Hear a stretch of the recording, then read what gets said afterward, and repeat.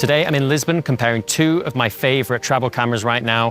One is the Canon EOS R8 and the other is the Fujifilm X100v. So I'm going to try and take the same shot on each camera and compare things like color, contrast and rendering. On the Canon R8 I am using the Canon RF 35mm 1.8 lens and I'm stepping it down to 2.8, so at that point the field of view as well as the depth of field is roughly comparable to the 23mm f2 lens on the X100v. So this is just a casual fun comparison between these two awesome cameras whilst I've got both and I have the opportunity to try them out. So let's see how both of these cameras perform. So let's start at taking a quick look at portraits and skin tones in particular, because this is something that both Fujifilm and Canon are often praised for.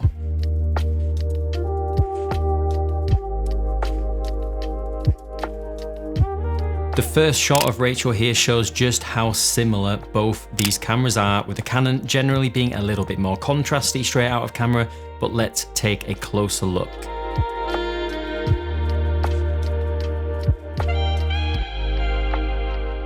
So here's a look at a classic portrait where I am not editing the colors at all, just to see how both cameras naturally handle skin tones. And side by side, I definitely like both, but the Canon is leaning a little yellow compared to the Fuji, which leans a little more magenta. I am a fan of the Canon colors straight out of camera for skin tones in particular, but what do you think? Which of these two do you prefer? So these portraits were taken with the Canon using Picture Profile Camera Faithful and the Fujifilm using Picture Profile Classic Chrome, and I did this because I believe that these two profiles are the most closely matched in terms of how they handle contrast, color, and in particular skin tones. But it's important to remember that the results in terms of color and skin tone will change depending on the camera picture profile you use. So let's take a look at the various picture profiles that the Fujifilm has to see how it affects the results. So first up is my favorite, which is Classic Chrome, which is quite soft and desaturated. Classic Negative is warm and contrasty, with Astia being very, very saturated and vibrant. One thing I love about the Fujifilm is how useful the different camera profiles are, which we will look at in more detail later. Canon, of course, also has different picture profiles, but they don't affect the image nearly as much as the Fujifilm ones. They mainly affect just the colors in isolation, and Faithful has been a long time favorite of mine, and it seems to mostly replicate the look of Classic Chrome. So let's take a very quick look at dynamic range in photo, and right off the bat there is not a huge difference between these two cameras. Both handle this super contrasty scene with ease, maintaining clean shadows and highlights. The Canon just seems to maintain sharpness in the recovered areas slightly better, but you would have to zoom in quite a bit to notice this difference. Very impressive considering the Fujifilm has an APS-C sensor up against the Canon's full frame sensor. Dynamic range is a bit of a wash. So now let's take a look at the differences between color and rendering between the two cameras, because I've always kind of felt that my Fujifilm has just slightly more character or vibe, for lack of a better word, than my Canon, but I've never actually put them head to head. So I'll be interested to see how this turns out.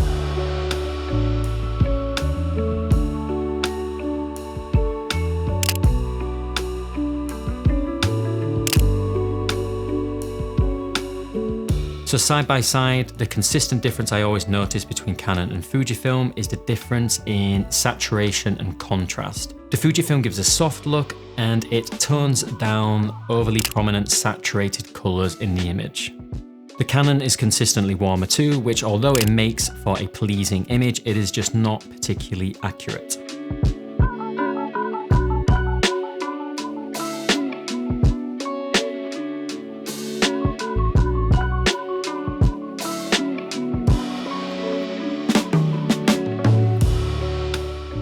Take this tram shot for example, where with the Fujifilm in the Classic Chrome profile, it just renders the colors of the scene way more accurately to what I saw on the day compared to the Canon, which turns the yellow tram orange.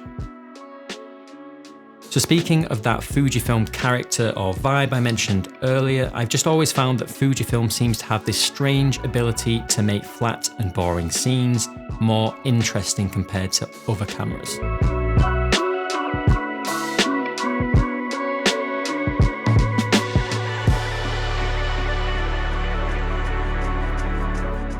So in a moody scene like this, I would think the Fujifilm would excel against the Canon, but actually side by side, the Canon replicates the look of the Fujifilm very well, and it's pretty hard to tell a difference, even though I do kind of still prefer the Fujifilm image, and I can't put my finger on why.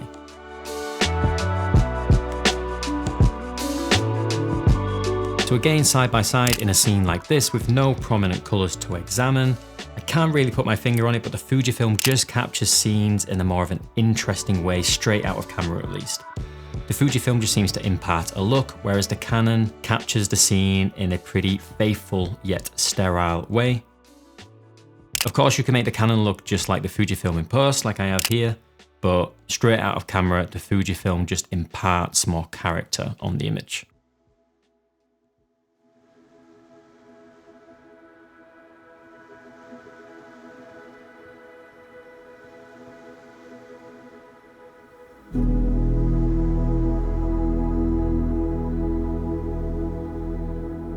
But here is where the Fujifilm is certainly not accurate, and it is how it handles blues. I've always noticed with Fujifilm cameras that they render blue skies as more of a teal or turquoise color compared to the Canon, which delivers a much more realistic, just a little oversaturated blue. Again, this is just a Fujifilm vibe, I'm sure, which is inspired by film looks, which gives them their character, but it is just certainly not accurate. And I find this to be the case for most of the Fujifilm picture profiles. For me personally, it's not an issue because I tend to push my blues in that direction anyway, but which do you prefer, the accurate look of the Canon or the more creative look of the Fujifilm?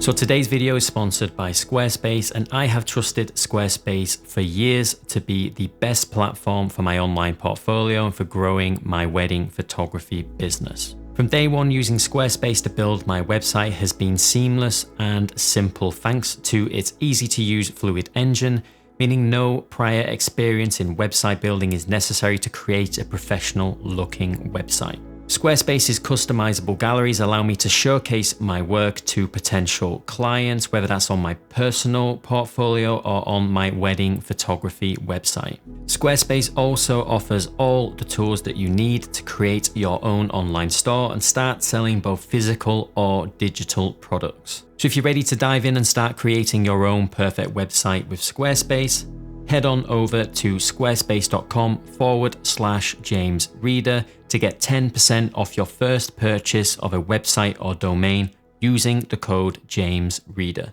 Let's get on with the rest of the video. Comparing sharpness between the two is mostly pointless because it of course depends wholly on the lens you put on the Canon R8, and the R8 has access to some incredible lenses. But if you had asked me which of these cameras crops better before this comparison, I would have said without a doubt the Canon, because I've never found that the X-Trans Fuji sensors crop too well and take sharpening too well.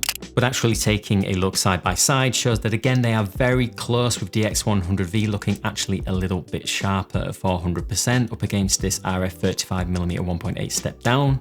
But on the portraits, center frame at 300%, I would say the Canon has the edge, but even for extreme cropping they are both excellent.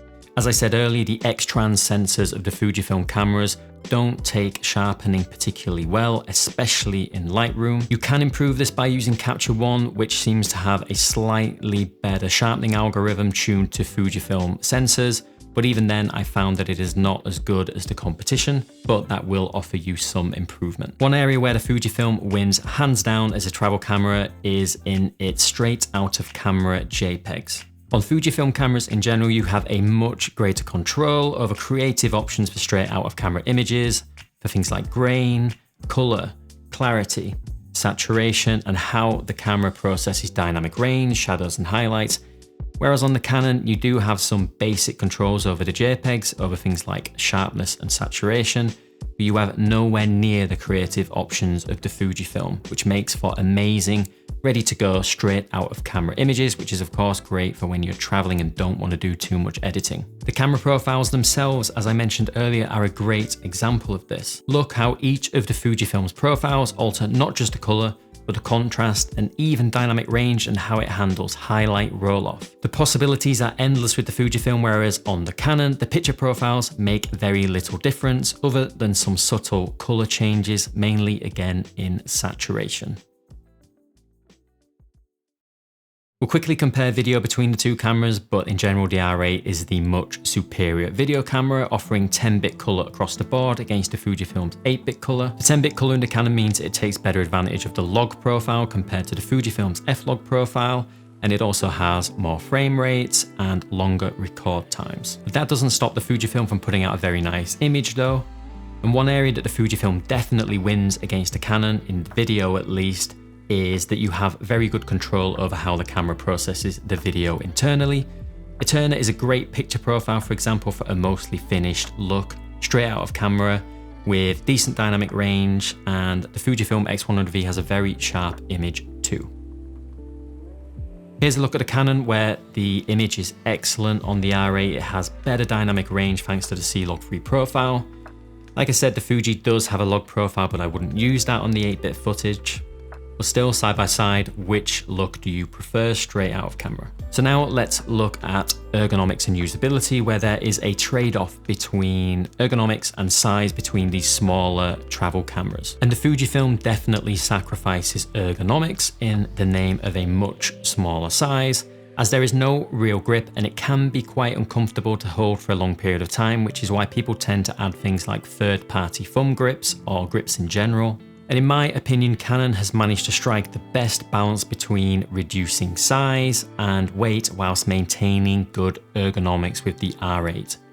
The R8 has the best grip of any smaller bodied full frame camera, and it still has quite a few more function buttons than the X100v too.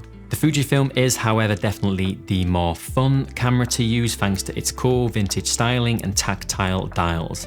And it is also the much smaller camera. It will fit easily in any camera backpack, sling, or even your pocket, meaning you are much more likely to bring it along with you when you are traveling. One thing is for sure though, is that the Canon R8 is the much better hybrid camera thanks to that quick switch on the left-hand side of the body, which allows you to toggle quickly between photo and video modes. Another clear advantage for the Fujifilm is in weather sealing, where all you have to do is throw a filter onto the front of the X100v's lens and you have a fully weather sealed camera. Now compare that to the Canon R8, where all of its smaller lenses are not weather sealed, so if you want a weather sealed camera, you're gonna have to put on one of the much larger and much more expensive L lenses. I must admit I have used the Canon R8 in adverse weather conditions before though, using the non-L series smaller prime lenses, which apparently have no weather sealing at all, and touch wood, so far I have had no issues, but still, it's worth bearing in mind. So just on the point of battery life, here is a look at the X100v and the R8 after a full day of shooting. I used both cameras pretty much an identical amount making this video. By the end of the day, as you can see, the R8 has not even lost a bar, whereas the X100v is almost out of battery. The con of the X100v is definitely the battery life. Compared to the R8 is just a lot worse, and the R8 is not even the best full frame camera in terms of battery life. It just doesn't last anywhere near as long. Luckily, the batteries are small and cheap, but still something worth bearing in mind. So cons of the Canon R8 is the battery. It's not the same battery as most of the other full frame Canon RF bodies, so you can't share batteries. So if you're investing in the R8 and you own something like an R5 or R6, you're gonna have to buy different batteries. So I made this video mainly for people like me who may be heavily invested into a camera system, like in my case, the Canon RF system, which do offer smaller bodied full frame cameras that may fit nicely into our existing lineup and use existing lenses we already own and things like that?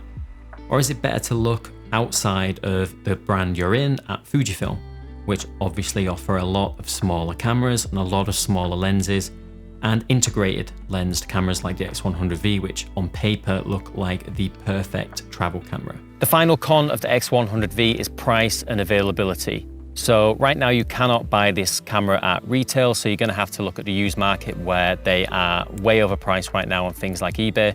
So that would be the final call, is that they're just so hard to get right now. So that rounds out the video. So please let me know down below what you think of these two amazing cameras. And if you are invested in the RF mount or something else, would you pick up a dedicated travel camera with an integrated lens like the X100v, or would you look within the Canon RF mount at something like the R8? Let me know down in the comments below. Now, I've included a link in the description to a Dropbox that contains downloadable RAW files from some of the images you've seen in today's video, so you can download them and compare them side by side for yourself. So thanks as always for watching. Thank you to Squarespace for sponsoring today's video, and I will catch you all in the next one.